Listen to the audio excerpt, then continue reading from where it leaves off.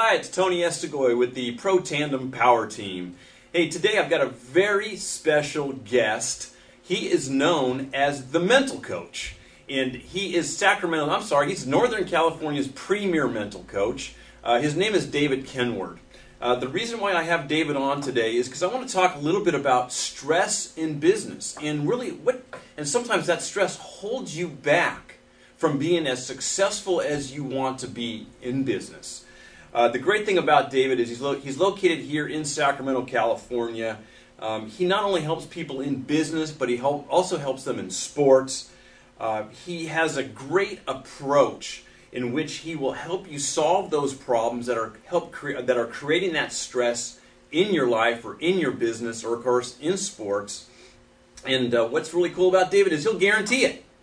So, David Kenward, welcome to the show today. Hey, Tony, nice to see you. Hey, thanks for being here. You know, whenever we're in business, especially for myself, I know that when I'm going to offer a seminar or knock on a door and talk to somebody for the first time, you know, I'm always in my head. You know, what am I going to say? What am I going to do? You know, and so, you know, so really, I mean, is that kind of the mental game? So what is the mental game? You know, Tony, the mental game is how you do under pressure. That's what it's all about. And how you do under pressure, there are two key things. The first thing is expectation, and the second thing is imagination. Now, so I remember those. I have a little prop I always carry with me. It's my whistle. All right. Because, of course, I am the mental coach. Okay. So I have my whistle, and I looked all over the internet to find a whistle that is the loudest, most piercing whistle I could find. So I'll show you. Well, see? Now, of course, this isn't got me. All right. But what you just did is you just proved to yourself how important the mental game is. Because your expectation was that when I blew this, it was going to make a noise. Your imagination is that it was going to be painful. Okay, let's say you have something in business to offer someone. Okay. And you go and you want to offer it to them. Something that'll benefit them. Now, analytically, we know that we could walk up to 100 people on the street and we could offer them all a $5 bill, and at least some of those people are going to be upset because it's not a 20. Human nature. Okay. In sales, we know that you can call a certain number of people, and by the law of averages, of numbers, out of a certain percentage are going to say yes or follow up. Okay. Right? Analytically, we know that. If salespeople understood that in here, in their gut, then no one would ever be having problems with pressure. We just keep going. But what happens is people take it personally. It's their imagination, their expectation. The things you need in business and in sports, confidence, motivation, and focus, it's just, they do fine when they practice.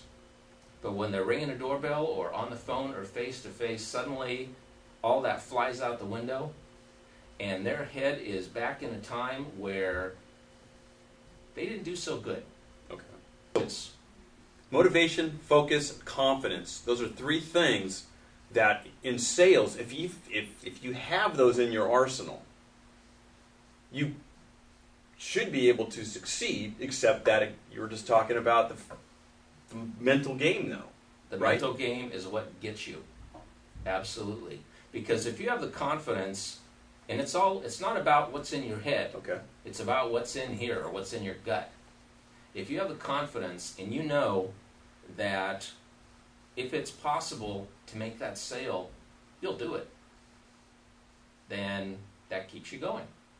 If you have the motivation to know that the reason you're doing what you're doing is because you have a payoff, and that is crucial, a payoff, emotional payoff, something, whatever you get out of it, that keeps you going.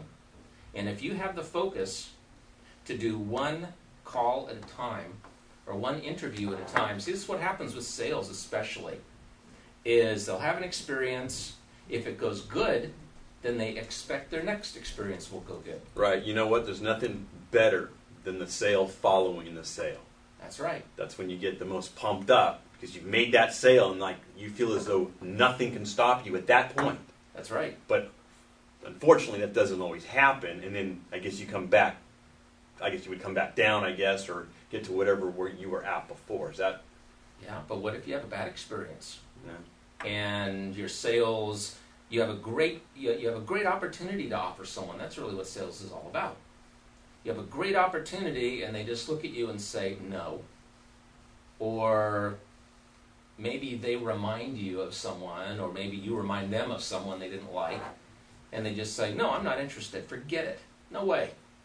Well, what happens? Well, you kind of get that maybe clench in your gut or something. Okay, that's the point where when they're done, when you're finished with them, and you say, well, whatever you say, that's the point where you just dump it. So you just separate yourself. You refocus on that confidence, motivation, and focus. Okay. You kind of get yourself back in the game. Okay. And then you're able to start fresh with the next person. I'm going to give you a tool that your people can use that is going to really help them. What you do is this. Before you even make your calls, before you even start, you write down what your payoff is. So you write down the end result, or what you want the end result to be? What's your payoff for being successful in network marketing? People say, I'll have $1 million. Well, you can't eat $1 million. I mean, if you got it all in ones, you could have a big pile in your living room. But what's it actually going to do for you? Okay, so in a way, I mean, and correct me if I'm wrong, is it's almost like what is your why? I mean, why are you doing this? Is that what? Why are you doing it? What's it going to do for you? So that's how you would refocus, right? What's it going to do for you? So somebody says no, you simply go, okay, basically, all right, I can put that to the side. I need to refocus and say, what's it going to do for me when I go to the next person and they say yes? Yeah. First step is you learn something from it. Okay. So that's step number one. Learn something from it. Step number one, learn from it. Okay. And what can you learn? Maybe your approach could be a little different. Maybe you just learn that some people, you could offer them money and they complain because it wasn't enough. Okay. So, because there's always something to learn. Sure. Step two is you just let it go. And what that means is you just remember that you're good at this. Okay. And a good way to do that is just to kind of focus on something that you've done in your past that you were really good at.